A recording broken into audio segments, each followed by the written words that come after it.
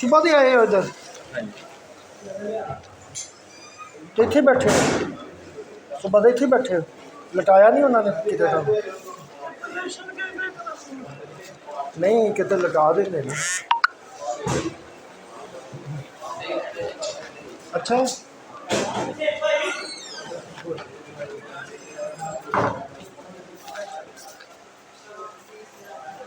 अब दोनों पेशेंट है चेक करना उन्होंने बेहोश की तरह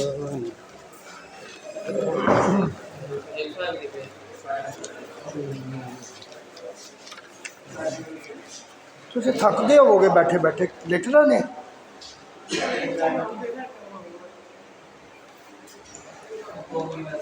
इंज ही कर देने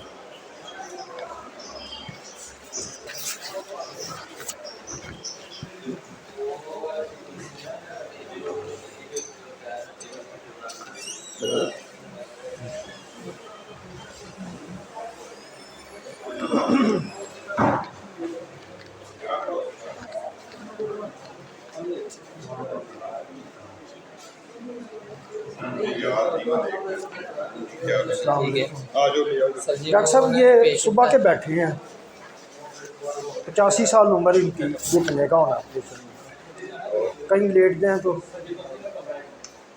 इनके अब साह जो जुबान है ना वो ढीले हैं। मैं तो अभी आया हूँ ड्यूटी से यही है सर प्लस्तर भी लगवा दिया मैंने अच्छा लिख भी दिया है कल ऑपरेशन लिस्ट नहीं है उसके बावजूद स्पेशल रख दिया है कि कल इनका ऑपरेशन करेंगे सारा कुछ हो गया होगा और आपने मुझे आके ऐसे करके कह दिया कि 85 साल उम्र है सुबह से बैठे हैं मैं अभी आया हूँ ड्यूटी तो आप अभी आए तो आप उनसे मिले ना जो सुबह अब इनका नहीं होना अब इनका ऑपरेट होना है या नहीं ऑपरेट ऐसे नहीं होता कि आप आए हैं घूमते फिरते और मैंने ऑपरेट कर दिया उसका एक तरीकाकार होता है कि खाली पेट रखना है कुछ खून के टेस्ट होने हैं बेहोशी होती है हमारा होता है बुध और सैटरडे ऑपरेशन डे हफ्ते को आ रही है छुट्टी और उसकी इनके लिए स्पेशल कहा है कि इनको कल कर देंगे कल हमारा ऑपरेटिंग डे नहीं है तो वार्ड में दाखिल हो और वो जो टेस्ट लिखे हैं वो करवाएं। थैंक यू वार्ड च जाओ अज नहीं होना ऑपरेशन थोड़ा नहीं होना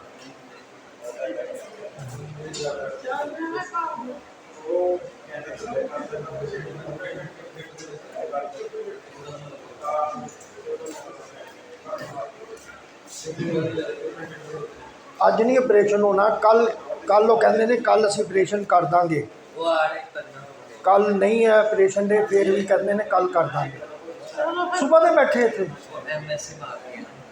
अच्छा कब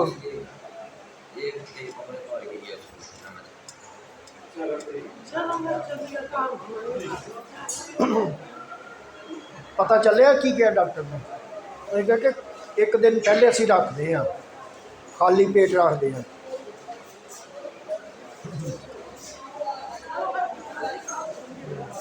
हुण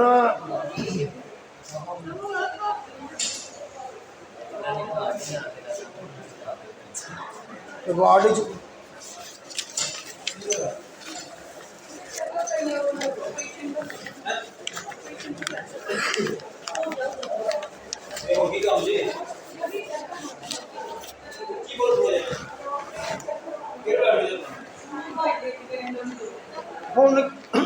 हुण इंतज़ार करना है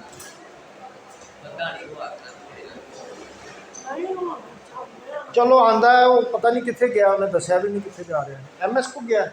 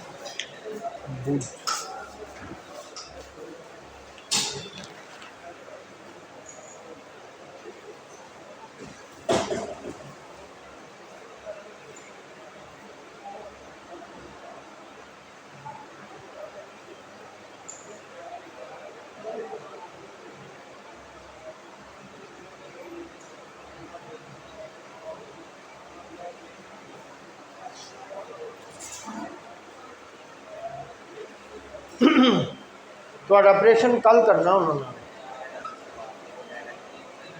ਕੱਲ ਆ ਜਾਓ, ਅੰਦਰ ਲੈ ਆਓ, ਅੰਦਰ ਆ ਜਾਓ। ਬਸ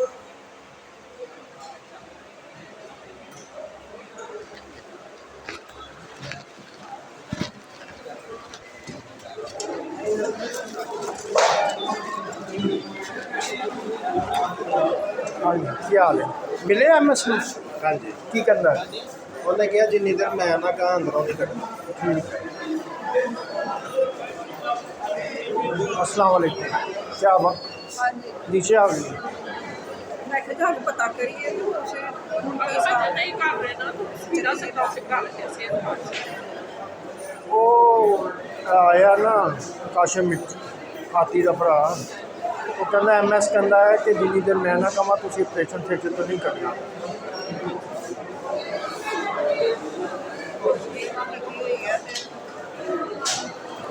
डॉक्टर तो कहना है कि कल होएगा ऑपरेशन। बैठ जाओ।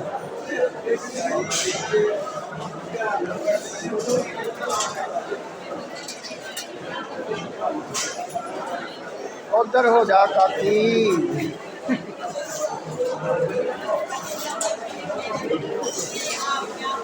काकी नू समझ नहीं आती, काकी नू समझ ही नहीं आती।